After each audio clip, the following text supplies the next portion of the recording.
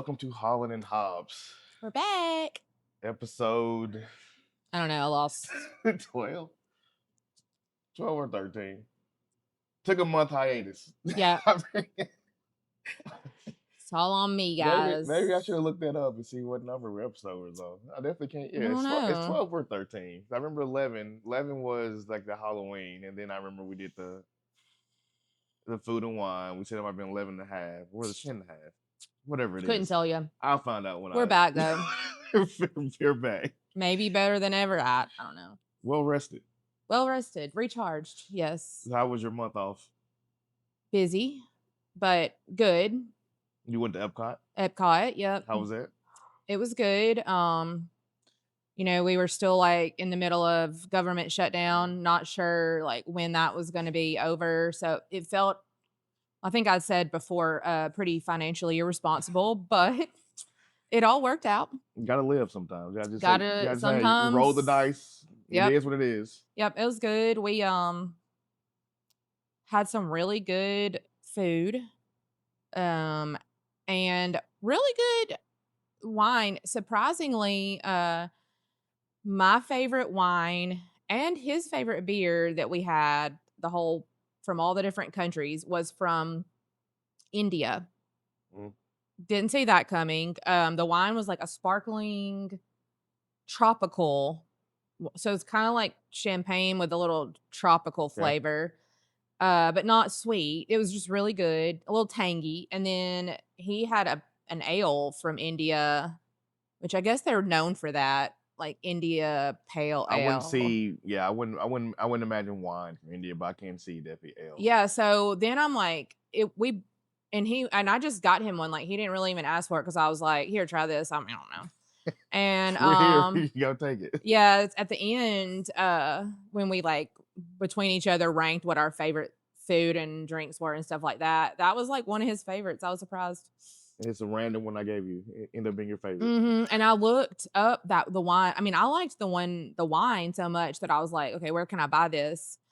And the only place I could find it in America was at World Market. Okay. So I guess I'll be going to like either Birmingham or Nashville. I'm not making a special trip just for that wine, but sometime when I'm up there. You know what? So this Thanksgiving was last week, and I was like, let me take a bottle of wine to Thanksgiving. And I was in Walmart or somewhere. I was like, there's no fruit forward section. No. Well, they're like, how do I find a fruit forward wine? I was like, no. You have to go to a place that specializes more. Oh, I know where you can go. Trader Joe's. Okay. So Trader Joe's has a great wine and they have some beer too, but they have a great wine section. And the best part is like divided up into types and then even into regions. But each one of them gives a description, like where the price is, like in front, it gives you a description. So that's where you'll find it. It'll say like fruit forward. And people don't know, we went to the Athens Food and Wine Festival, and I learned that I'm a fruit forward wine guy. Yeah, that's where my palate leans. Yeah, because we thought you would be like more sweet, but it wasn't really sweet. It was just more fruit forward reds. Yes. Yeah. So yeah, Trader Joe's. Okay. People don't realize, and and the best part is it's so dang cheap. I always go to Trader Joe's for their frozen food stuff. Yeah, but I never went for the wine. I never even looked at their wine selection. It's a great wine selection, and it's so inexpensive. Like sometimes I'll just go try, and I've got a couple that I love, but I'll just try new ones, and it'll be like $4.99 for a bottle. I mean, that's cheap. Well, my past month, I've been getting together my training situation going on, which I started my online training, and I've really been putting interest and focus and trying to build that. Right. Which I'm now up to like 8 clients now with it. So it's nice. definitely And I'm supposed to actually fill out the questionnaire, and which I told a friend of mine, all eight of my clients are women. Now I talked to a friend of mine, and I was like, how funny. I kind of assumed it was going to go this direction because when you look at like group fitness classes, anything online, it's always women in classes. You don't see men doing classes. You might see one or two sprinkled in somewhere, but overall, it feels like Okay, so hit me if I'm wrong, but I feel like it's maybe because, well, first of all, I feel like guys, especially when it comes to like gym stuff, they think they know that's everything, it. even That's if they don't. 1000% it. But then also, I think for women, women have more specific wants and needs and But goals. also, don't mind asking for help. Right, but like, I think it's a mentality but part too as well. I think it's because women are able to like compartmentalize, so they're like, men usually just want to like get ripped, Yeah, right? Women have more specific things. They want this part smaller. They want this, but not this. They want to lose weight. They yeah. don't want to, they want But it's the same whatever. thing for men. Like how you would train a woman and a man is exactly the Right. same. But because women know what they Yeah. want, and that's just in general in life, then I feel like they are more likely to come first to an expert, to someone who's like studied this stuff and train, to like get specific help. It was funny. I was in Planet Fitness in university this past week, and it was a guy working out. I guess I'm assuming his girlfriend or whatever, and they were doing exercise or whatever. And her head was laying on the part. They were actually both of them. They were laying on the part of the bench that your butt go. Like their head is right there. I'm like, people booty go right there, right? Did you say that? I did go there and tell her because she was on it. I was like, you might not want to put your head there. People butt sweat goes right there. So it's like that's like And the she was gym probably like, world. "Thank you so much." She's like, "I'll do what I want." Well, like I blame. I think that's kind of like to me sums up the male experience in the gym. Is like a lot of them don't know, but they don't ask for help or want to ask for help. When men get older, that's when I guess they get out of their ego or whatever, and that's when they reach out and be like, hey, I need to get myself right, yada yada yada. Mm-hmm. But usually, I think 50 plus when men finally get locked in, we're like, hey, I don't mind telling someone I need help, Mm-hmm. or what should I do. Right. Yeah. So I had one guy when I first started, he signed up. But he didn't do anything. He signed up, but he didn't stick to the plan. He didn't do anything of the plan. But like my women I got, they're following everything. Yeah. Like everything I said, they're following and they're seeing results already. Right. On them. Like I didn't know I could pick that up or do Well, and if I knew the answers already, I would already have achieved my goals. I clearly don't, so I'm gonna get some help. that. And the rest part too, when I started, it was just full, hey, personal training part. But then people was messaging me like, okay, I just need nutrition, or I just need someone to check in with me. So I've been trying to develop like tiers. I know I was of reading service. your tiers of your plans, and they were good. It just kind of made me laugh a little bit because I feel like with the podcast stuff, we contact each other so much anyway. We're Yeah. constantly sending, and it was talking about one of the plans got like unlimited access to you. I'm like, I already got that. Well, the thing is, like, I was looking up because like I'm doing my research or whatever, and like one person reached out and said, "Hey, I just need someone to check in, make sure I'm held accountable, and yada yada." And I'm like, "Well, how would I price that?" And then I was looking up different services, and one of them was like, "Well, don't do under 30 because then you're just basically being a free therapist." I was like, Well, that could be the case, or that's why I said 30. I'm like, don't go below 30 because then you're just basically a free therapist. I mean, yeah.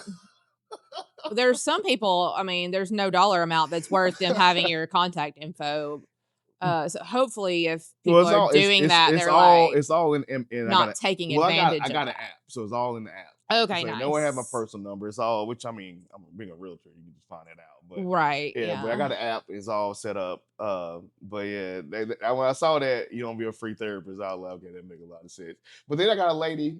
She's been on it for a month now, and I'm telling her, okay, you need to track your food, track your food, and actually be a month this week she's been on. And finally, yesterday, it was funny. She started playing around with the nutrition tracking, and she started sending me messages and exclamation points. Like, this is so neat! Wow, I can do this. I can do that. I was like, just play Listen, play around with I've it. read so many things, and this is so accurate. Like my generation of girls grew up. Well, not every single girl, but like anyone that ever struggled with their weight, lost weight. We grew up. Skinny was the model. Well, that, but we grew up at the height of Weight Watchers, and so a lot of unhealthy real or expectations. Right, but I did Weight Watchers with my Mimi like 100 years ago, and it does work, and It didn't start off terrible because it really was just balancing out what you eat and counting your calories. Of course, they didn't know about all the macros and all that stuff back then, but I kind of developed that as just a way of life. Yeah. I'm always, even when I eat bad stuff, I'm thinking to myself, I bet this is 1,050 calories, I mean, I might still eat it just depending on a special occasion. But because I am so hyper aware of Mhm. that, I know I do not want to have to if there's numbers involved, I don't want to do the macros and stuff. I just want to live my life. I know my problem is I don't eat enough. And when I do eat, it's not like protein and stuff that's keeping me going. It's, you know, Most of it is a numbers game for sure. But like when I get people on though, I tell them like unless your doctor told you need to lose weight, let's not focus on what your weight is. Just focus on working out. Because like once you start working out, your body's going to naturally adjust to and what that's you need me. it to That's be. that's what I want to achieve. Like I told you before, I won't even weigh because it's never in my life been a number that I'm happy with. But I have been happy with how I feel and different things. So why focus on what you're not gonna no number's ever gonna be what I Well, I'll want to say this. I see. tell you, like, don't focus on the scale. I don't focus on the scale. A scale is essentially how heavy you are that day. So that doesn't Right. define whether you're fit or not or healthy or not, but Mhm. it is a tool to have track where you are. So you should know where I've you always weigh gauged just it by enough. my clothes. That's a good. That's inches. That's more If I inches. ever if you ever see me my pants are hard to button, I'm crashing. I'm gonna starve myself for a solid 4 or 5 days until the pants are fitting again. No, see, that's the unhealthy I way know to that, do it. but I also because I do constantly have it in my brain and also I walk enough to balance everything out.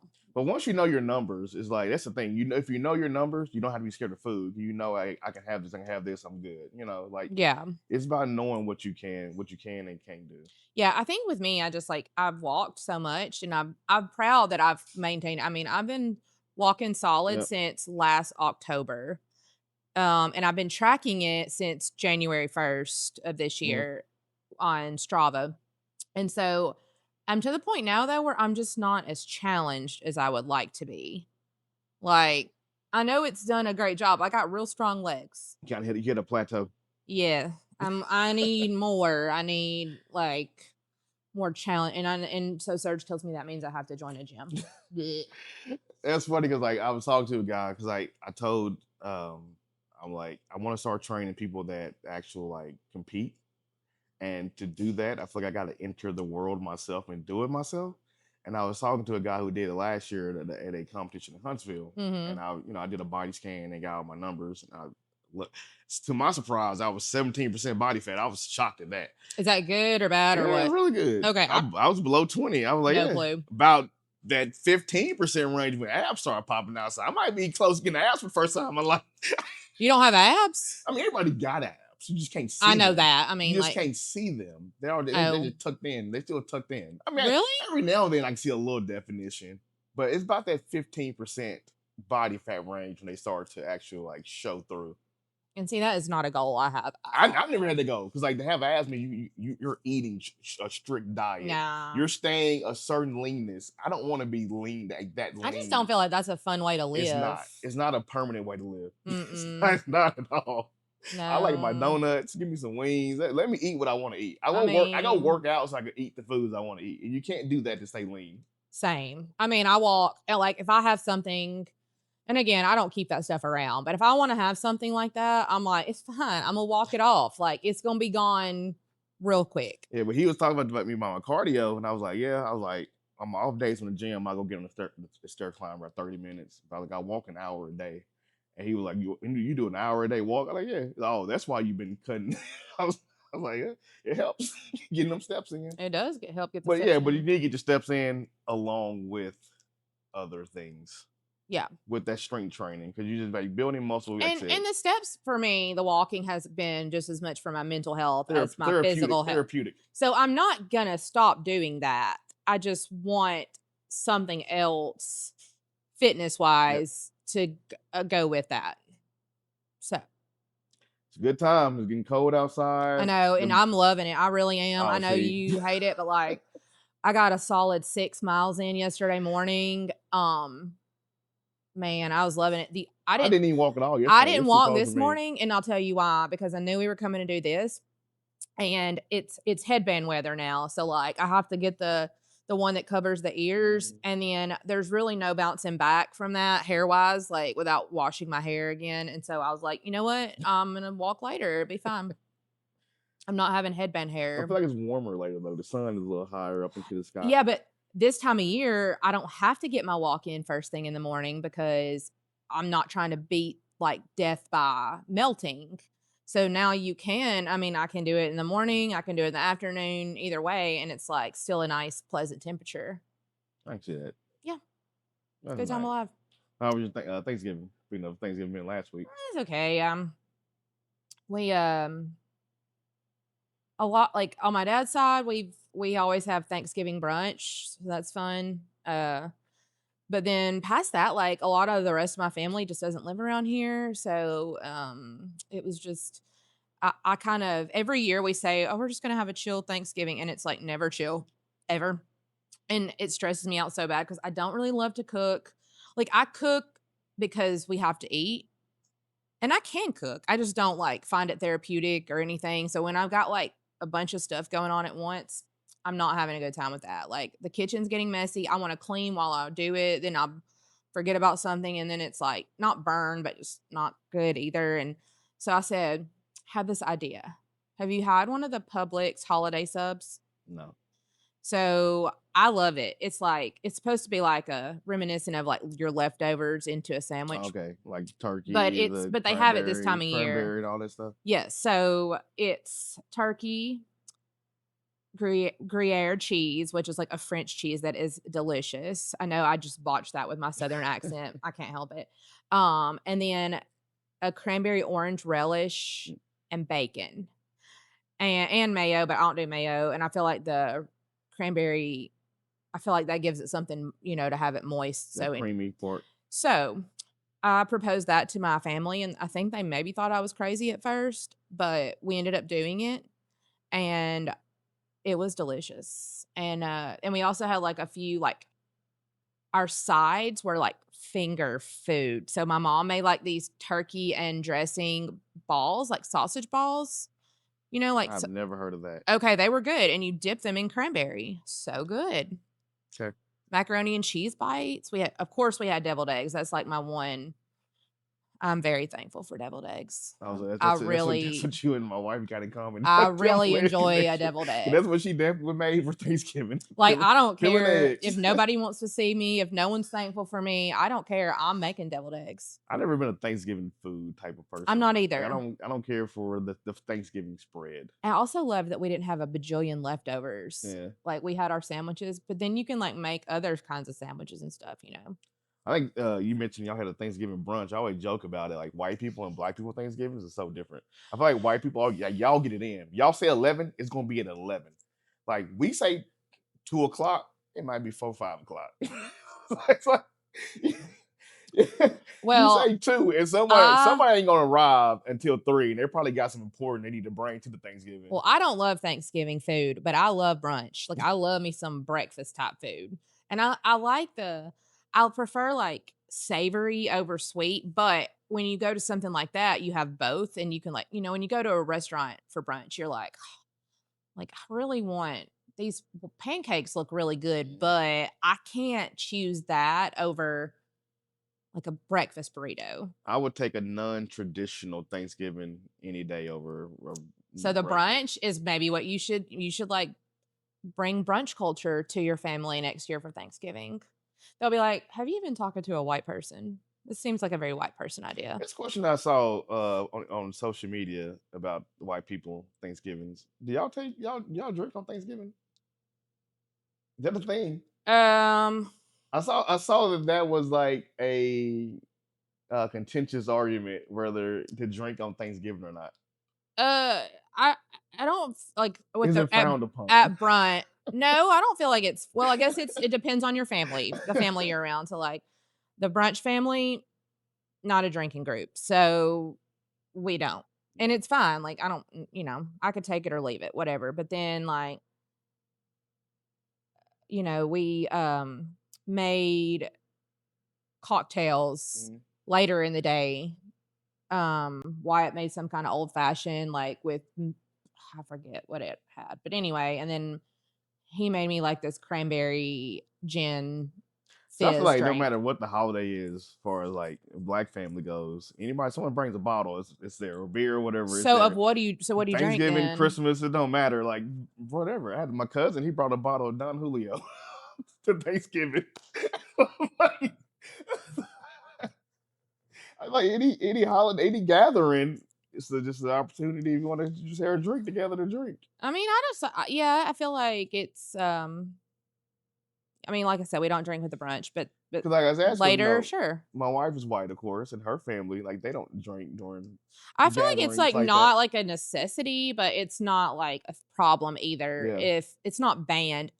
I think it just depends on the crowd. Some people just don't drink, and that's fine. And then others do, and that's fine too. Although not related to drinking, but I did want to share a little thing I read on Thanksgiving about Mhm. Thanksgiving. Um so not to be all doom and gloom, but and I always kind of thought it was odd that like we I remember watching Pocahontas as a kid and Mhm. being like, okay, these people were not these settlers were not very kind right off the bat to the Native Americans. Um, it's very odd to me that like this is the narrative. Of course, that's like a really painted pretty version of what happened with Yeah. Pocahontas, obviously. But still, even like as a kid, I'm like, okay, so they didn't like them, but then up at Plymouth, they did. Like they were Mhm. friends. So, we grow up, I feel like we grow up with like a culture of Thanksgiving, we have like the little pilgrims Yeah. and Indians play, and we got like the collars Yeah. and the buckles and all that stuff. And you just picture like all these people just coming together and singing Kumbaya and like, oh, the white people were about to starve, and the Indians were like, no, we love you guys. Here's our harvest. And so I never really bought into the narrative, but how fun is this? So the first official Thanksgiving in what's now the U.S. was declared in 1637 after colonists massacred more than 700 Pequot men, women, and children. They called it a day of Thanksgiving to celebrate the killing. Notice how that part never made it into our school books. Then in the mid 1800s, magazine editor Sarah Josepha Hale began publishing sentimental stories of a pilgrim feast. This is why the revisionist Thanksgiving story we learned begins. To boost morale during the Civil War, Abraham Lincoln embraced Hale's invented narrative of a peaceful meal between pilgrims and Indians and made Thanksgiving a national holiday in 1863. In the 1900s, textbooks and school plays carried that myth into history. We were taught a tale that painted colonizers as noble and civilized and indigenous peoples as simple, uncivilized, and dangerous. And so, somewhere along the way, it went from what really happened to like, okay, well, we're going to just highlight the good parts of it to boost morale to like we're going to completely like change the whole narrative in the history I mean, you books. see that And like if y'all, for all you haters out there, we can post there's sources. This person cited all their work. mm, So this is not like radical liberal story here. It's cited work. but that's how even things work today. You say it enough until it becomes believable. And so I told my daughter, because I didn't read all the slides, but it was basically like, so still celebrate Thanksgiving with your family if you Yeah. want. There's still a lot of things to be thankful for, and you can really focus on that. But for your children or whoever, make them aware of the real story, because I feel like we live in a time now where there's so many things I feel like that would be painted a different picture if we didn't have such instant information at our But hands. they still try to paint it a They different do, but picture. now we're all like, that, and I feel like our generation is the generation voted most likely to call people out. because we're like, wait, that's not mathing, you But the other know. thing, like with Thanksgiving, though, I mean, we know that settlers came over and they took advantage, they raped, they pillaged, and they took what they wanted. I that part is definitely overshadowed, even though people do speak it up. But then when you got the current administration, how I guess they even kind though of I know that, they try to push to the side, and they paint this different narrative. I think even though I knew that that was the vibe between the settlers and the Native Americans, I thought, well, shoot, you know, Maybe it's a possibility. maybe there was one winter and there was one tribe and one group where they got desperate enough that they were like, look, we're sorry that we got off the boat and started acting a fool. We would love your help, so that we don't all die. And I guess I just wanted to think that humanity had it in them to like put our differences aside. And then I read that and I'm like, my whole childhood was a lie. American history has always been a white person taking advantage of a brown person. Yeah, absolutely. From the start to now, Yeah. that's the narrative of America. Yeah. Mhm. I probably would have been over there trying to hang out with the Native I'm like, "Please take me. I'm not with them. Pass it, pass me Please. some. Let I'm me not get some with of that them. tobacco, whatever you Can I get some smoking. corn or something? I'm really hungry." Like, I'm not with them. Like, I just hitched a ride. That'd have been me over there. Please take me. Well, not to move on for Thanksgiving. I Yeah. don't know if you're. Sorry to be Debbie No, Downer no, you're on not. that No, one. no, it's not down I at just felt all. like I owed it. I know it's late because Thanksgiving's over, but I feel like sometimes when you hear that stuff, you like can't unknow that, and it's always living in your mind from there on out. And so maybe next Thanksgiving, you just approach it a little differently. What I'm curious about to know if you're thankful for Alex Golish or not. Let me tell you about this. That's what I want to know. Okay, so we knew something was coming, whatever. Honestly, I just I honestly wanted to keep the guy we had. And he did. He did keep the coordinator, Darkin or whatever. Because I was like, Auburn does best when we just kind of fly under the radar Mhm. undetected. I feel like when there's a lot of hype behind us, when there's, I just did not want a big name coach. I'm like, let's just see how this guy does and go from there. So when they announced that this was going to be the coach, I literally was like, who? Also, I've in my mind renamed him Goulash because I do that with people sometimes. Jerickson Profar, and he plays for the Braves. I named him Jurassic Park. I give people the name that the first thing that comes in my head, and from then on out, he's Goulash. Anyway, I was like, never heard of him. Whatever, don't care one way or the other. Maybe he'll be great. Maybe he'll suck. Who knows? But the more I've read lately, and I'm still not like, I'm just never going to be one of those people jumping on a bandwagon. I'm not a bandwagoner. So he's 41. Is he the youngest Auburn coach in Probably. football?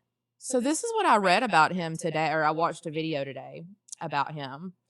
He came here from the Soviet Union in like 1991. And it said he had like $400 to his name. Now, if he's 40 something, that means he was like not very old. Yeah. At that time. So I don't know if he came by himself. I didn't continue to dive into that story. But I'm like, obviously his name tells you he's like it's Eastern European. Yeah. But I'm like, no, this dude came straight over on the boat, and he didn't even speak English. So you've come from you've literally built yourself. He didn't grow up in a certain family with a certain name Yeah. or in a legacy of people that coached or played for so and so. It's not a political hire, and I've already like kind of watched some of his where he talked to the players and like his press conferences and stuff. He cusses, which I like because So I'm tired of like that sweet little like preacher vibe that we keep getting in people. So I just looked him up for you. So I didn't realize it was Alexei. It's Aleksey. Yeah. Alexei Golish. Mm-hmm. He was born in Moscow, and he Mm-hmm. came to the States when he was 7. 7, yep. So, like, he's already got some And he grew street up in cred. he grew up in Brooklyn. When I About found street that cred. out, I'm like, okay, so we have, like, some Moscow to Brooklyn. the home of Jay-Z and Biggie. Come on, like, this is an OG right here. Like, I'm kinda excited now. Like, I like someone that's like, I don't really care what you think of He got some me. life experiences. He's lived. He's lived, and I feel like you can recruit better that way. You can coach better that way. You're more relatable. You don't have to put on this like air of like I'm all whatever. I can be this for my people, for the boosters that I play golf with. I Yeah. can be this for the families where I'm recruiting in the hood. Like no, just this is what we have to offer. I don't know. I mean, I don't think we didn't have a whole lot of money to spend, although he did get a pretty good contract, and it's a very performance based. So, or there's a lot of performance incentives. And so I think it'll be good. He's young, he's fresh, he's had some experience. Like, I'm kind of excited about it. Yeah. Definitely would never want a Lane Kiffin. Didn't really want the guy that went to Florida. I just want to fly under the radar, and I feel like Goulash does that for us. Like, let's just see what he does. I did not realize he was Russian. So yeah, that's interesting. He's Russian American. Mm-hmm. That's interesting. Dual citizenship. Nope, they don't do that here. No, do they here? Mm-mm. They're trying to take it away. You can only here, like, okay, so if you're from somewhere else, that place probably recognizes it, but here you're just straight up American. Okay. Yeah. I hope very elitist, right? Of course it is. Unless you're, got the money to marry to someone that's a billionaire and you can be whatever you want to be at that point. You gotta have the money. You gotta have money. But I hope Alex or Alexi Goulash. Hereby Auburn be successful. known as Goulash. I like seeing Auburn be successful. No, Except you for don't. the Iron Bowl. You're talking so much smack. I was ready to come up to your house and punch you in your face. That's a separate situation when we're playing each other. Yeah, I'm rooting against. I'm rooting for your failure. failure. It's one thing to root against. It's another thing to post a dang status update on Facebook every 5 minutes where you state the obvious. It's not my fault they couldn't catch a ball. We all saw it. You didn't need to post about it literally catch every 5 minutes. They caught a couple. Drove me off Facebook again. No, I'm just kidding. That's not the only reason. The Iron Bowl was a good game. It was too close. It was closer than what it should have been. But and that's always the Iron Bowl. I'm like, Alabama went up 17-0. At that point, game is over. Put foot to neck and just choke them out. Like this can't do it. This Tiger they aren't team, that good though. But this Tiger team, they have bad second half performances. They go to the locker room and they come out and they always defeat it. They gave up like two field goals, went up like 17-6 or something like that. And the Tigers came back out like what happened to Bama? In spite of their record, they've been scrappy all season. They have been. They've had the worst luck with officiating all season, including there was some bad calls in this game. Nothing like what we had previously in the season. But they were scrappy. Honestly, what I took away from it was that Bama didn't look great. Like, well, yeah, they beat us. Congrats. But, like, I don't know how far they'll make it past, like, maybe the SEC championship. I think that game was definitely... Because we watched Ohio State and Michigan, too, and... I mean, Ohio State will eat them for lunch. They drug them. They just drug them. They will make Alabama look silly if they end up playing each other. Absolutely ridiculous. But see, the thing with Bama though, but they show up for the big games, like games where they probably should lose. That's true. That's when they look the best in. But also, they went to Athens and beat Georgia. But also, there's only so much that carries you. Sometimes a team's just, you just are playing teams that are also mediocre, and so then you show up and somebody's got to win, and then there's other teams that are just really, really good that have way too much depth and will just expose anything. And I feel like Ohio State is that. And I don't even like Ohio State. It was just an observation. The thing with Ohio State to me is we haven't really seen them play a good team. Like Texas was supposed to be good, but they turned out not to be what we thought they were. Like Arch Manning was. Honestly, Michigan really didn't look bad. They just didn't look as good. So it's like, okay, did they not play anyone? Or did they just play everyone so well that they made them look like they weren't very good. When they start breaking down the schedules, the Big Ten strength of schedules is weaker than what the SEC's is. And Ohio State, outside of Texas, like who did they really beat that you would say was a quality opponent? Michigan. Are they like They were ranked, yeah. Nah. I mean, they were like 14th or something. Yeah. Michigan is like, See, the problem with Bammers is y'all don't see anything objectively. I don't see Michigan as being a good team. I just don't see Michigan as being a good team. You said a worthy opponent. I don't think that Michigan coach is going. I mean, if he keeps his job after next year, like Michigan is just. I didn't say Michigan was like great, but they were a ranked, decent opponent. I guess we can call them decent. Decent is a good word. Well, really, in college football anymore, you don't really have like the SEC used to be like cutthroat. Yeah. Any Saturday was anybody's game in the SEC. It's still that way now. No, it's not. We got Vanderbilt winning games. No, but it's different of like a team cycling. Like they've been building it in the last few years, but it was different back then. Even your worst team could slip up and upset one of the better teams. And it's like, and the scores, I mean, the scores used to be like, 9-6. That was an average Auburn LSU kind of score. 9-6. That was a Bama score. You know, that's what the Bama, SEC, LSU score. that's what the SEC used to be like. And I miss that. I miss a defense driven.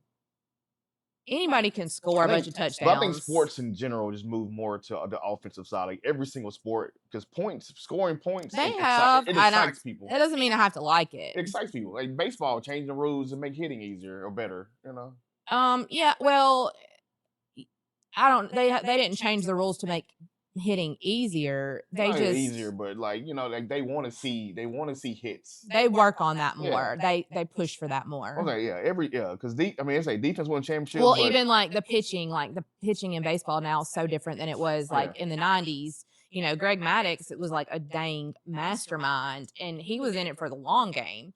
These guys, it's just about how fast can you throw the ball. Offense puts people's butts in the seats. It's the exciting part of sports, seeing someone score. I mean, there was a lot of butts in the seats back in the defensive days too. So I don't know, and they made it so unattainable. They've made sports so expensive. Yeah. That your average family can't go enjoy that kind of stuff together. You got to decide who's going and who's not. Well, it was interesting. You talking about the Iron Bowl and even Kiffin.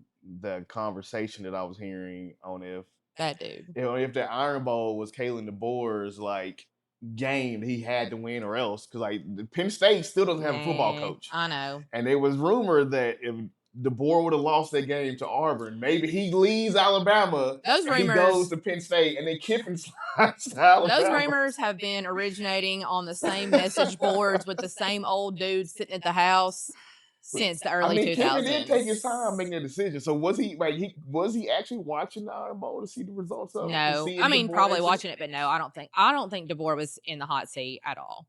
I think he was at the beginning of the season. Well, I don't know I don't think as much as he would have been on the hot seat, but the Bama fans that doesn't matter. Complaining, and maybe he takes. When do Bama fans not complain? Okay, well maybe he takes attitude of those Pennsylvania fans will treat me a little better than Bama fans. Their expectations in Penn State look different than those the dudes don't have Tide. feelings. They don't care. Nobody's trading in Bama on their own account for Penn State ever. Penn State's not a bad school. It's not, but it's not Alabama either. Ever. It never will be. No, they say Penn State got money though. They have different money. They got better money than Bama money. They also have that sex scandal that's been lording over their heads for the rest of eternity, and it'll never go away. Even though there's like no ties to it anymore, they will forever be known for that. I agree with that. Nobody's trading in Bama for Penn State. But I don't fault Kiffin for trading in Ole Miss for LSU. He's been there 6 years. Well, he's been there 6 years. He put in his time. He built that program up. Like, I don't think he owes y'all anything. Kiffin is that dude that is people love to hate him. I personally think he's hysterical. Like he's always like, he has no loyalty to anyone, which most people don't in sports anymore. So they're gonna go. He's gonna go where the money is. He's gonna go where he can have the most opportunities, where he has the most flexibility. There's only so much you can do at Ole Miss. You're still in Mississippi. It's just not like it's beautiful campus. It's just not like a historically great program. He did a lot. I think the reason he held out for so long is I do think he was trying to negotiate being able to coach his I think he wanted guys. to coach too. And I think I think he should have been able to, personally. I think at what point do you just have a little bit of pride for your school and your team and I think he actually did. He had pride in those guys and he wanted to coach them through, but the greed that is universities and the business aspect is they just won't allow more it. of the issue is the scheduling of everything. College football seems to be the only sport where the coach has to quit or take his new job while the season is still going. Almost every single other sport, you're in that position until the season is done. Then there's an off season, Well, see, and that's when players start moving, coaches start moving around. But college football, he probably mid-season. would have just held off on making an announcement till everything was done. That's what baseball does. Every sport does. I mean, even the Braves, they were waiting to see who they were going to get as a new manager, and there was rumor that it could have been one of the guys from the Dodgers. Yep. And so you think to yourself, oh, well, it must be the guy from the Dodgers because they're not even announcing it until after the World Series. But it's more of a respect thing, I think. Like, it's not, it's just like, let a team finish what they started. But also you got college football where you can just get up and leave at any point, like as a player too. Players they get all this NIL money, but they sign no contracts. Yep. They have there's nothing to protect all that NIL money for the people donating it in these collectives. These guys can just go whenever. They can decide, hey, I don't really want to play in that bowl game. They got to move the portal time, the signing day. There's got to be some sort of contract. They got to create like a even free if it's like a time contract, not necessarily a money contract, but a time contract. Like, if you're getting this money, then you owe us your services until this date. And it could be, it would be the day after the national championship, even if your team's not in the national championship, out of respect for other programs. They got to change the timeline because now Ole Miss is going to be in the dilemma when the playoffs start. How many players will they have? Because now all these dudes, coach left, they can enter the portal. And see, that's just not right. And then they'll say, then other schools who are wanting playoff opportunities will say, well, they shouldn't be in there because it's not even the same. Their roster not even the same. That's not fair. I mean, think about the sports your kids play, and if someone leaves, but they've worked so hard as a whole to get to this, is it fair that all of a sudden you're not qualified anymore? What about your kid that's still there and this kid that's still there? I mean, it will suffer for Ole Miss if players start jumping shit. It's all greed. And if they just didn't force him to make that call right now, he could just be going, he'll be like, you know what? You'll get my decision when football season's over. Until then, I got a job to do. Yep. The whole thing is it's all built around recruiting. Recruiting is the issue because Ole Miss didn't want him there because if he's still in the building, how are they going to bring in recruits and everything else? And the guy on the way out the door is still in the door. Well, again, there should be like baseball. Baseball has times where you can trade people and then they have a cutoff. And it's like, this is, okay, now this what you have is what you have until this is over. And I think it should be that same way with players. Like, I don't think the portal should even be an option. Sit out. If you don't want to play in this bowl game, that's fine. You owe us back part of that money. And there has to be a contract, a legal obligation. That's my 2 cents on it. But what do I know? I'm just a terrible sports podcaster. Well, this is while we were gone. JK. I'm talking about qualifying. We had a quality candidate now, another quality candidate for the Democratic side on the Alabama governor race. Entered Doug Jones while we was absent. So I did tell someone if there was a tier list, I think Doug Jones automatically jumped himself to number 1 on the tier list. He does. It's probably Chig, and then the rest of the candidates. Honestly, the rest of the candidates were all loose cannons. They just maybe good intentions. I don't know. Maybe not good intentions. I know the chick guy, he's ran a couple times. Like he's a very niche. Like he's only gonna appeal to a very small group of Yeah. people. His platform is small. He doesn't really know a whole lot about politics. He just really wants to get marijuana passed. That's it. That can be a good selling point. I'm not saying that It it can be a shouldn't be, selling or point. I'm just saying like that can't be solely what you know and what you're focused on. Yeah. Doug Jones is good. I mean, he's moderate for all of you people that are just scared of the word Democrat. He's That's a the very part, moderate. because, like, when you saw that he announced, you see all the comments, of course, from red pill people. It's like, even when he was in the Senate, he was respected by both sides of He the was, aisle. and the only reason he didn't get Senate again was because the MAGA money was back in Tuberville. That's who they wanted in there, and money speaks. Money It do. is what speaks. So he did. It's not like he disgraced our state, He or did not at all. He he did his job. He didn't. did his job. On and for people like that actually like look at people's qualifications and stuff like that. You know, that's why I say you should never just line up with a party. You know what you didn't see from Doug Jones? You didn't see that he was holding up military promotions. You did not see that he was basically insider trading. You didn't see him name calling or taking money and throwing in hidden agendas to sue the government because his phone got there's this like school of thought.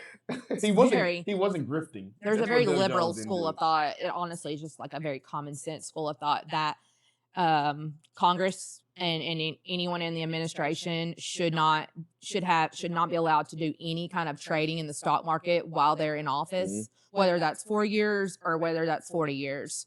Now, with that being said, you could like still have like some of your money tied to the stock market. It just has to be like in one of those accounts where it's like doing it for you and you're not actually like trading. And it makes total sense. Like literally, Trump and his whole administration has done the exact thing the whole time that Martha Stewart went to prison for. Prison. They put Martha Stewart in prison, and this dude does it every day. And don't get me wrong, before y'all come at me, Nancy Pelosi was one of the worst. She was real bad about it too. So it's not just Republicans. It's the Washington crowd. It's the access to information that they have. And it's a huge conflict of interest when the administration is literally manipulating the stock market with tariffs, and then we're going to have tariffs. Oh, we're not going to have tariffs. Oh, we're going to have tariffs again. And like, don't think that they're not just like buying and selling the whole time. The amount of money they made just in those weeks, like before the tariffs went into place, is insane. Yeah. It's insane. So Doug Jones, he's a clean candidate. Clean. You really can't pick anything apart on him, honestly, unless you just want to claim he's a Democrat. Well, there's people that are just not even going to listen to anything he says. They're not going to research him at all. He's a Democrat. That's all they need to know. It's what the Republican Party hopes and prays for, that you'll just stay uneducated. Yes. Because if you don't know, they feed on it. If you're uneducated. And I don't mean like you have to have a college degree. I mean like uneducated as far as like you don't ask questions, you don't do your research.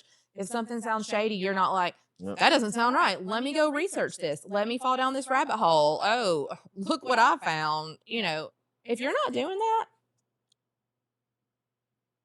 that's on you, and you're just blissfully, ignorantly following people, which is literally what a cult is. I'll just say that. The issue right now with the Republican Party, their whole platform is whatever Trump's want and being anti-democrat. That's all. Like they have nothing. They literally have nothing outside of that anymore at all. You look at the Iron Bowl. Katie Britt had a commercial, and she mentioned Trump's name about 10 times in her commercial. Everything Republican candidate has to say is mentioning Trump. Tuberville, he's another Trump impersonator, and he mentioned Trump every chance he can get. You had AJ McCarron. He's also mentioned, hey, whatever Tuberville wants to do, I'm going to do it. This dude, he's running for lieutenant governor. Okay, he played football at Alabama. Whoop-de-woo. We see how football and politics, how well that's done for us so far.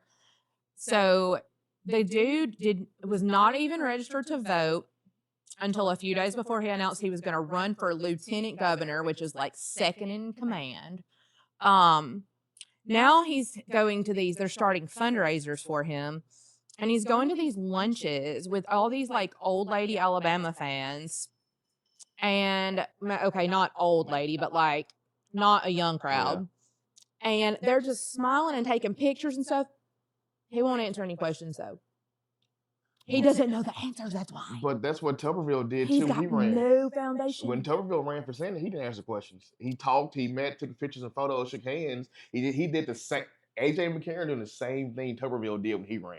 The exact same thing. And what we learned was Tuberville didn't know anything either. He didn't know the branches of government. He didn't know anything. So my hope with Doug Jones, and we talked about this before Doug Jones announced his candidacy, because we were talking about the people that were running, and like he even talked about maybe getting some people on here, whatever. But I said what we need Doug Jones to run, because we need someone that's going to be able to make Tuberville look as silly as he does on a normal day.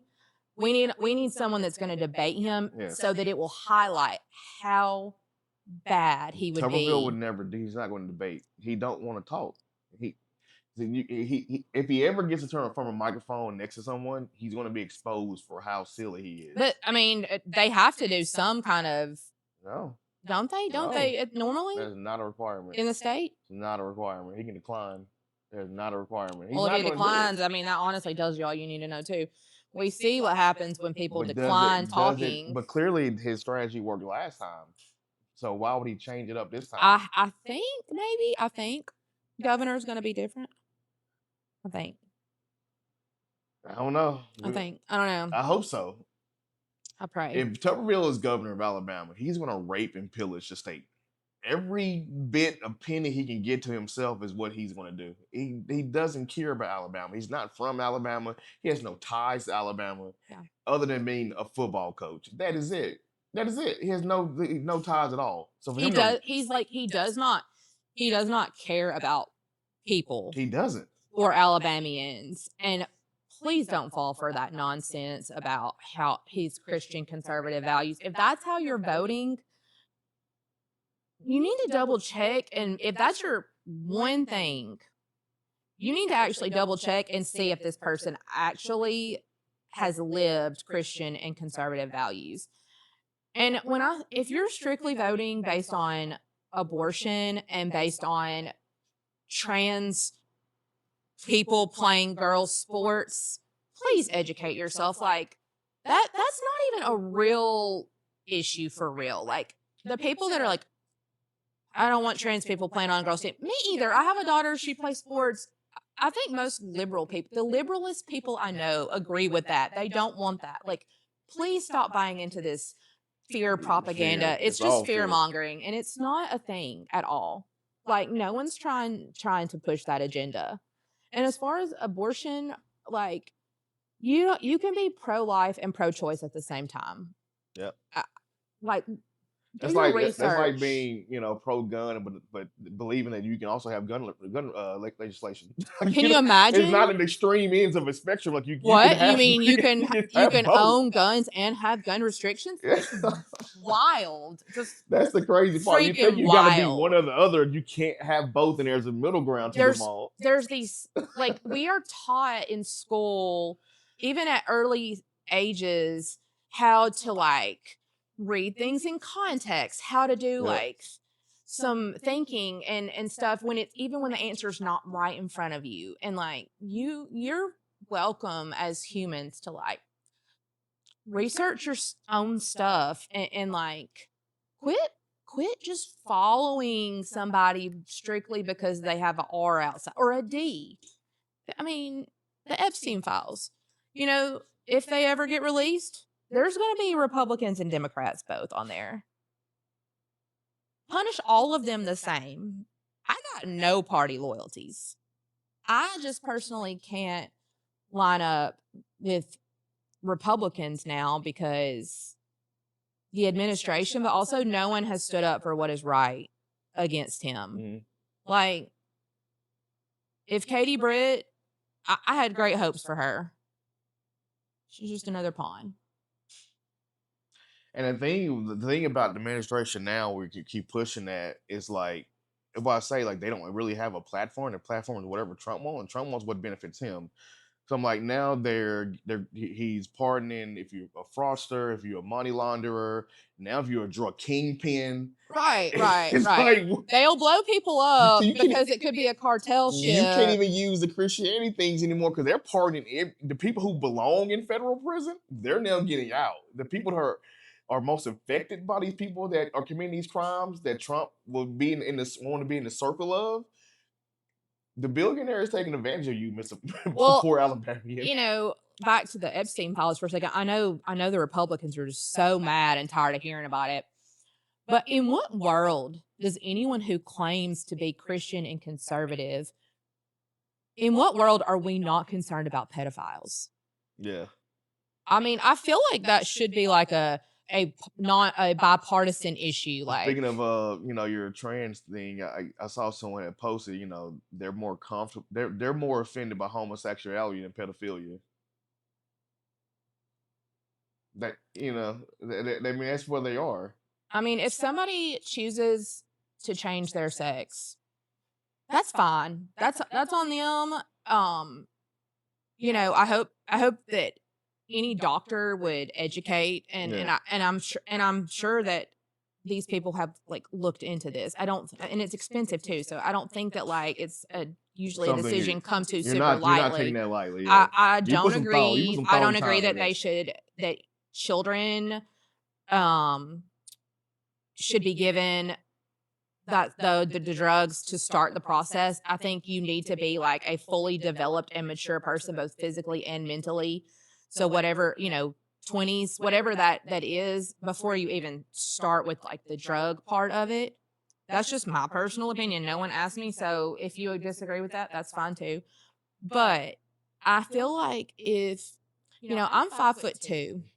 So for me, like if I had dreams of being in the WNBA, that sucks for me because that's not happening. So I feel like if a person chooses the path of transitioning to a different gender, power to you. But unfortunately, there are going to be some things that you just can't do. I think your average person would say that they agree with that and that like you can't you can't play girl sports. Well, that's the issue. I think most people feel the same way. Or just one side pushes at a fear thing, as a voting tactic, as a fear tactic. Right. Like every school you go to, there's some boy playing with girls. Where there's like such a small percentage where it's like you're not even noticeable. You have to go find it. You have to go actively go And look for it. I also want to say that like I think a lot of people that do transition, they just want to live their life. Like most of those people are not trying to like infiltrate your life. They're not trying to, they're just living their life. They just, do I understand it?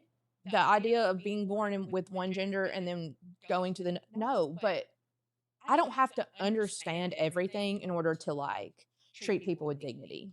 Well, talking about affordability, Trump just said that's a Democratic scam. So ain't nothing affordable no more per him. But he's gonna get in office first day and drop down prices. And now he's saying affordability is a Democratic scam. So it's like, man. Can we talk about how expensive Taco Bell is? Everything. I know, but I feel like Taco Bell is a good gauge because everybody at some point in their life has turned to Taco Bell because, well, one, I think it's delicious, but two, it's cheap, right? Like college, we tore Taco Bell up. I mean, do you remember a fourth meal? Like now, I would never. If I'm still hungry at 2 a.m., I'm just going to go to sleep because then I'll forget I'm hungry because like I'm not going to eat at 2 a.m. But you used to could like get like you could almost order like at one of everything and keep it under $15. I mean, I remember Richard one time and we were in college and he was like, he had ordered something and they gave him something else. And I was like, He's like, "Oh, they gave me" I'm like, "Are you gonna say anything?" He's like, "Oh, no, it's all the same 5 ingredients. It don't matter really." I was like, "I mean, that's true. Good point." Like, and yes, you're right, everything, but just Taco Bell blows my mind. Like, Them beef prices went up. beef prices did go up. Beef, I mean, like, ground beef is stupid expensive. Like, I was almost considering getting, like, the one with all that fat in it just to be a little. I didn't know. I went with But it's lean. interesting that he started his administration with saying once prices go up, you can't really get them down, and now he's ending the year with affordability is a Democrat stick scam. So like, I guess you got what you voted for, and it ain't even inflation. They say it's higher today than it was last year at this time. So everything he's done, he's driven I had up. this idea for, like, taxation where, um, everybody gets taxed. So it's like everyone start carrying around like a identification card of who you voted for. And if you voted Republican, you pay more than the person who voted Democrat. And we'll see if that's a scam. Is that a good idea? Like, ma'am, that'll be $3 for your pound of ground beef. Oh, for you, eight. $8 for you, sir. You know what the biggest issue right now to me? Enjoy. The biggest issue to me right now, what's happening is you spent the early 2000s, well, really maybe before then, of Republican Party pushing this trickle down effect. So they started a trickle down effect, and eventually, you give the top 1% or whatever lower tax incentives, and they eventually that money comes down to you, little man. And what that did is it led them all the way to the greedy, egotistical billionaire. Mhm. He is lining up his pockets, and all his rich friends are lining their pockets, and everybody on the bottom, you're paying more, you're losing out on more money. Yep. But the very top, they ain't missing a beat. They're not missing a dime. They're getting richer and richer. That's I mean, have you seen like the numbers of like the gap has expanded from poor to rich. Amazon had they did a lot of layoffs, and they said they were cutting back and like cutting and like people who've been working there for years like lost their job. And then but this dude is making like I couldn't even make the number up. You'd have to look it up, but it's like the amount of money he makes an hour. But see, and the funny thing is too, what's going on now, because they wanted Trump to run the country like he runs his businesses, and he's a businessman. And what is he doing? They're making fun. They laugh at all his AI posts he makes, but what is he also pushing? AI to take over people's jobs. So he started the year also with Doge cutting people's jobs, and now he's he's on the Doge forefront. doesn't even Don't even exist. exist. But he's on the forefront now, pushing AI. They're gonna be pushing AI to take people's jobs. So he's gonna run the country like his businesses. Meanwhile, he's literally asleep at the wheel. Like he's literally falling asleep at all these cabinet meetings and stuff. Like, It's because he runs the country like a reality TV show. He needs to be on camera all the but time. he's also got some serious. I mean, Joe Biden, I think the Democrats hindsight were like, yeah, we should have not put him up for reelection. We knew he was not of good health, and we did it anyway, and it hurt us.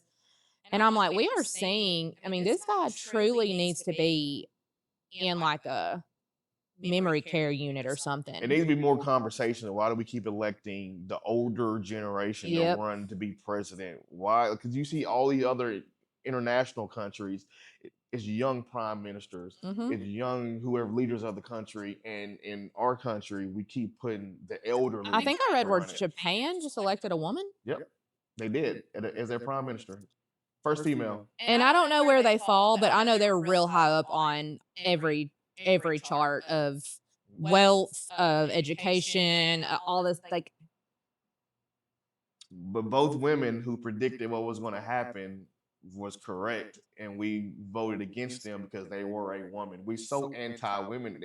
People say we're for women's rights here, but we're kind of more leaning.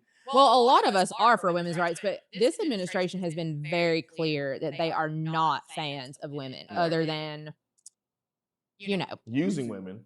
Yeah. So Women, their job is to have the babies and stay at the house and make men happy. I would say Hillary said deplorables. She was right. Kamala said what he's doing right now with DOJ, weaponizing DOJ, and what he's doing to the economy. She was right. Like they all was Speaking right. of war crimes. That's another on his agenda now. War crimes. That's another on the agenda. You know, like, we like to watch at our house. We like all the shows that have like they're fictional, right? Yeah. But they're like politics based and stuff. And I mean, I've always loved that kind of show. I love Scandal. Like, I feel like that was one of the first that wrote like OG. But you know, when that first came out, you're watching like this stuff's wild. This is very far fetched, and it's you know the great lengths they go to cover things up, and it's like so many things throughout history. If you like talk to like the conspiracy theorists, all these things, and I'm not saying true or not true. I'm just saying like we live in a time now where like the boat that they you know they struck it twice, even though like the laws of war or whatever say you can't do don't that. kill a defenseless enemy, pretty much. And like it was instantly we knew about it almost instantly, right?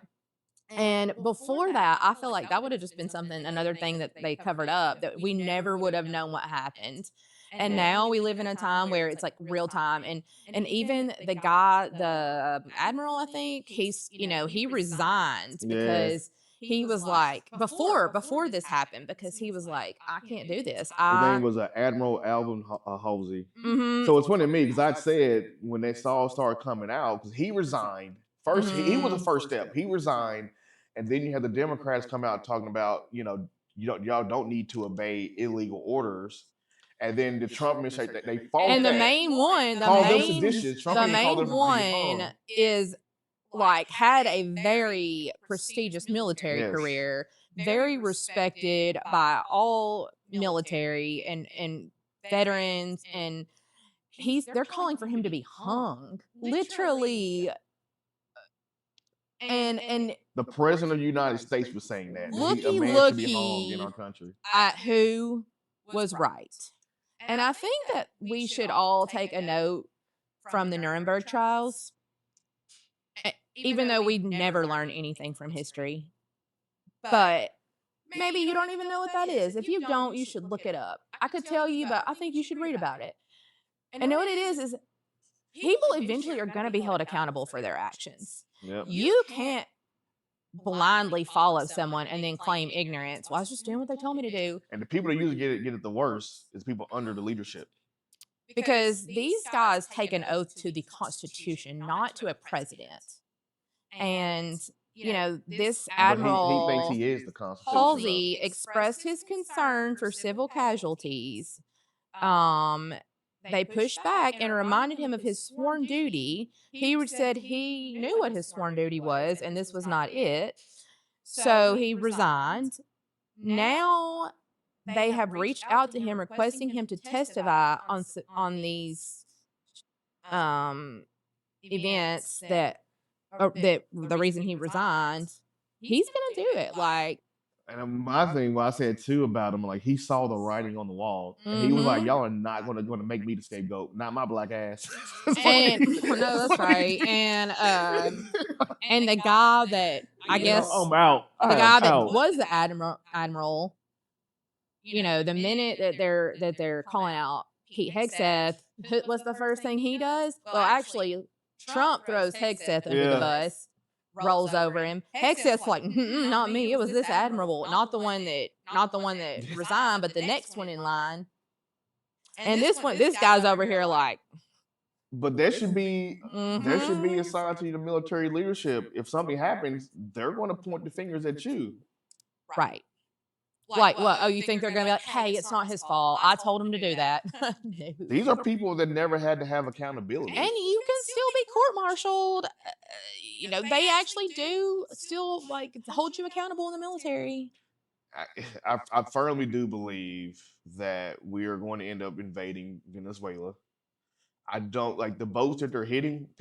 Everyone who pretty much have said these boats that are bombing don't have enough fuel or engines to reach the coast of America, and they don't believe that they're drug trafficking boats because they just don't have the equipment to be able to make it. Right. So if you're killing basically fishermen, and then you want to invade a country. Well, and I read where there's one family that's already filed Yes. a complaint. Now, bless their hearts, so what's that going to do? But because he was like, he was from Colombia and You're filing a complaint against a he was country just a essentially. fisherman. But I'm also like, at what point does the UN step in? Even the European countries. I mean, they've already started withholding intelligence information. Like, wait, Rightfully so. our allies are starting to turn against us, which that should say something within itself. But it's like if, you can't be bombing, say you're bombing drug boats out the waters, and then you releasing a drug kingpin that helps get 400 tons of cocaine into the country. It's like, how do you put both of those side by side? And if you're a Trump supporter and be like, you know what, I'm still supporting this guy. It's like, at what point are you like, okay, he's done too I'll much? tell you. I'll tell you what the point is. At what point you ask that, and the answer is it's different for everybody because we have found out during this we have not even made it through a year of Haven't this even 1 year. administration, and we have already people have shown their true colors, and we have seen that until something personally hits home, people do not care. And they're either going to say they don't care or they're just going to say, well, I don't know about that. I mean, that's Mike Johnson's favorite thing to say when he's asked about things like, well, I don't know anything about that. Dude, yes, you do. Quit lying. Like, you do. And so at this point, people are either they know and they don't care about these things, and there's so many to choose from, or they have turned a blind eye and are trying to live unaware so that because nothing's affected them yet. I mean, yeah, the prices at the grocery store suck, but we've been through that before. That's what they say. Yeah. Well, it ebbs and flows, and like that's just how it works, and blah blah blah. But like one thing that I feel like is always a good indicator is the housing market. I mean, you take it away. This is your area. Like, is the housing market in a normal decline and it's about to pick back up? Because I've been hearing it's about to pick back up for the last year now. I think everything's declining right now. And it's not just a normal, healthy decline because we are not, despite what they say, Well, this is not a I capitalistic. mean, we knew that when he democracy. talked about 50-year mortgages. That was your sign there. He said a And I even 50-year saw mortgage. people speaking out, like people that I know are more Trump supporters speaking out because, hey, like this is my area of expertise, and like this is not a good idea. And at what point do you just completely jump ship? They didn't release a job The market. ship is sinking, They guys. didn't release a job market last month. So that's also a sign of where we're going.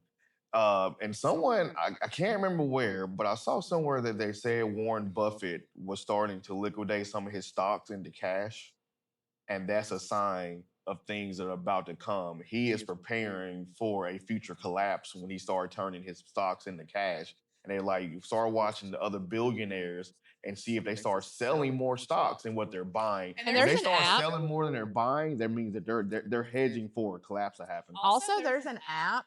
I don't know what it's called. I can't remember, but you can like go on there and see what people are doing on like famous people and politicians and stuff are doing in the stock market. Now, it's not like in real time, Yeah. but you can go see what they've done, and like if it starts to look shady, it probably is. I mean, it's shady as it is, but like that's when you know that that it's about to get bad. A lot of And I feel like the housing market is always a very good indicator. One of the things I always see, like Trump supporters always said, he's a successful businessman. I want him to run the country like I want him to run the country like he does his business. He bankrupt casinos. Mm. It seems like we're on the verge of bankrupting the country, and it's like we're just kind of blind to it because everything else that happens all at the same time. Like I don't know if he realized that like it's not monopoly. That's what it feels like. Yeah. His first term, the Yeah. deficit blew up because of him. He spent more than Obama his whole 8 years. Trump spent more in 4 years. Well, if you recall back to the whole Doge thing, I don't know if y'all remember, but some of y'all were really looking forward to that money y'all were going to get deposited in your account that he was going to give you from where he found all this money. guess what? He announced not too long ago that actually he's not doing that. Yeah, there's no money. They're spending so much they don't have anything to give You because they're know, overspending. for these people that supposedly want small government, just read that starting in July, he's going to deposit $1,000 for every newborn. Is it not socialism though? Is that not socialism? Which again, I think a lot of y'all need to read on the difference between socialism and communism, too, because they are two very different things. And I just recently educated my 11-year-old on the two because I feel like the word socialist gets thrown around a lot and people don't actually know what it means. I mean, I'm sorry, communist gets thrown around a lot. So I explained to her what it meant so that if she's in situations in the future, she can correct people. Also, socialist democracy, like that's also separate too as well. Yeah. Also, it's all separate, But we combine. But we kinda also, combine everything together. maybe y'all didn't read Animal Farm in school. Maybe y'all didn't have Coach Patty in 6th grade and read Animal Farm. But that is communism. Socialism is different. So maybe look into that. Well, like I said, I know he said, just yesterday, affordability, Democrat scam. We got Christmas coming up, so I hope everybody can afford Christmas. I know the elves are coming out. This is December the 3rd, so all the elves on the shelf, they're all popping out now. So mine came out. Okay, so funny little story. Funny, I don't know. Maybe y'all aren't gonna laugh, but what else do you do? So last year, on my daughter's birthday, which is in November, so like right before Christmas, it's like literally on her 10th birthday last year. She comes in and she's like, "Hey, is the elf real?" Like a mob boss. And I handle it. Yeah, I handle it. So I've always handled things with her the same because she's basically a small version of me, and I think about how would I want this handled. So I said to her, "What do you think?" Well, I think it's the parents moving it. Is that true? Yes. Yes, it is. And we talked about it. And then, of course, her next natural question was Santa Claus. And I'm like, "Well, what do you think about that?" "I don't know." I'm like, "Well, what do you like? Let's work through this." And we did. It's creating critical thinking. Yes. And that is not something taught much anymore, right? So we worked through it, and we come to the whole thing of like Santa, the elf. They really just are embodiments of magic, and like things can be magical without actual magic. Come on, we all have things that we find magical that are like actually not magic, but I love to watch the leaves fall. The leaves turning orange and yellow and red, and that's magical to me. Okay, it's not really magic; it's just science. So anyway, we went over that. She was like, "You aren't going to sell my elf, are you?" She still wanted though. I'm like, "Oh no, I mean, it'll just be like a Christmas decoration." Okay, cool. So she's like, "Well, will you still move it some?" Sure, but not every night. Okay, and don't ask me about it either. Like, if you want me to continue this charade, just chill. She wants to participate still. She wants to participate, but she also wants to know every little thing. Okay, so I'm like, it's one or the other. But this is what I said. I said it then. I said it multiple times last Christmas. I've already brought it up multiple times this Christmas. Listen to me closely. Some people still believe, and we are not going to be the ones that ruin that for people. Okay, do we understand? Okay, yes, we understand. Yes, we understand. So we're not going to talk about it. Now, also keep in mind, she just turned 11, right? So we're on that age where it's like, even the ones that believe, do they really? They're on the fringes. Yeah. And I think all parents at this point know it's coming to an end soon, right? Yeah. And it sucks. It's really bittersweet. I mean, do I miss the elf thing? Like, no. That was stressful, But it is sad when they don't really believe in Santa Claus anymore. And like, it is sad. There's lots of sad things about your kid getting older, but there's also lots of cool things, right? So it's a give and take. And so anyway, I get a text message yesterday morning before school.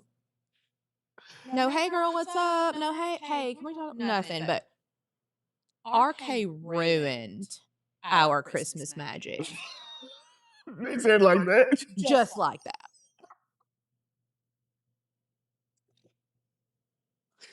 Oh damn. Dear Lord, please hold my tongue. He ruined the Christmas Because magic. I worked really hard over the past like 5, 6 years to become the best version of myself possible, but Oh nobody man. puts baby in the corner, okay? That's Like, hilarious. like, hold up.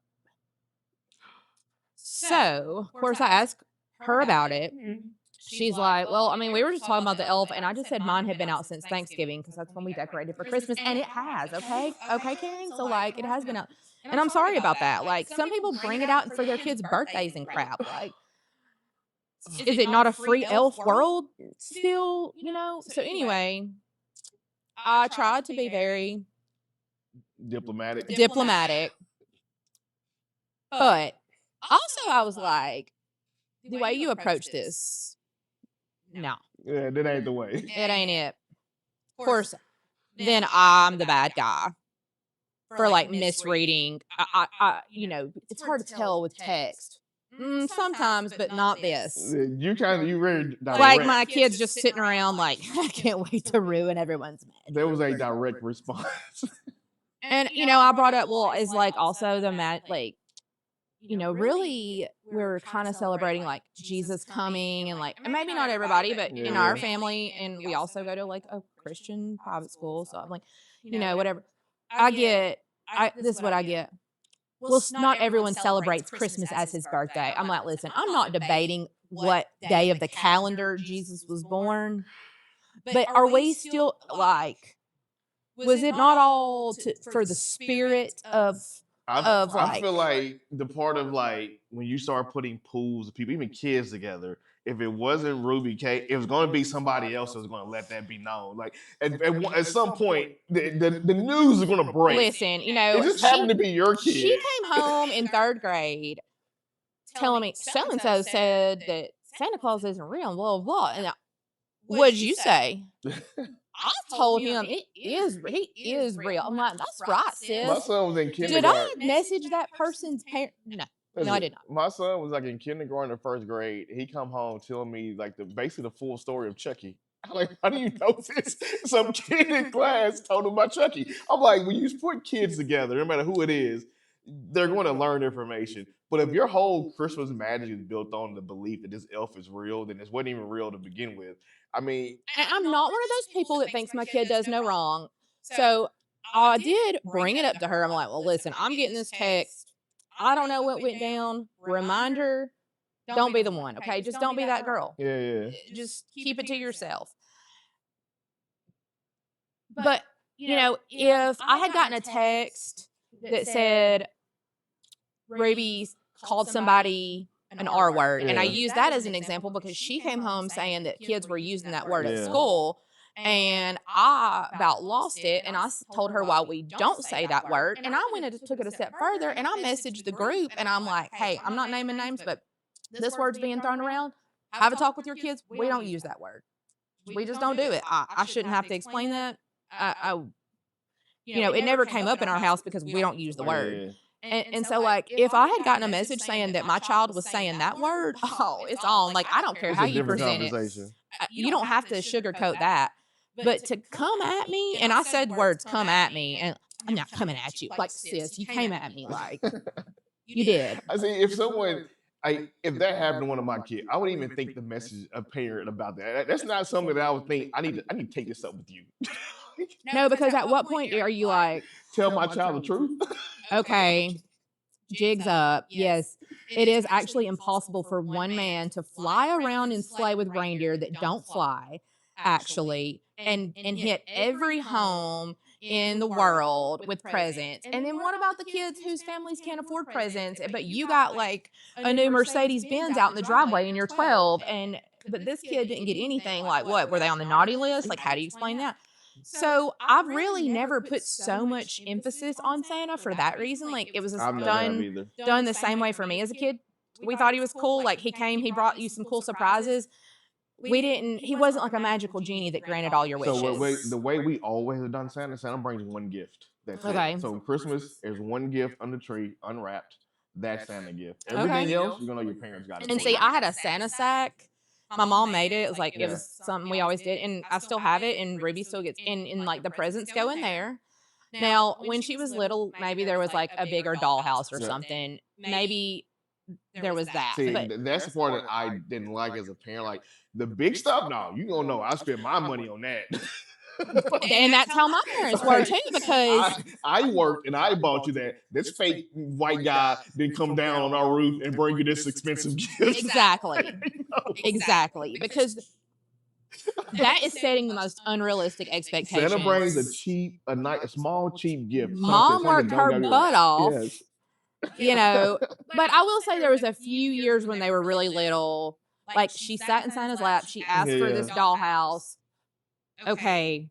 Santa's like, I got you. I'll take care of that. I'm like, son of a gun. And then the dollhouse came from Santa, even though I stayed up all night putting it together. Okay. You know, like I that's fine. There was a few years, those peak years, right?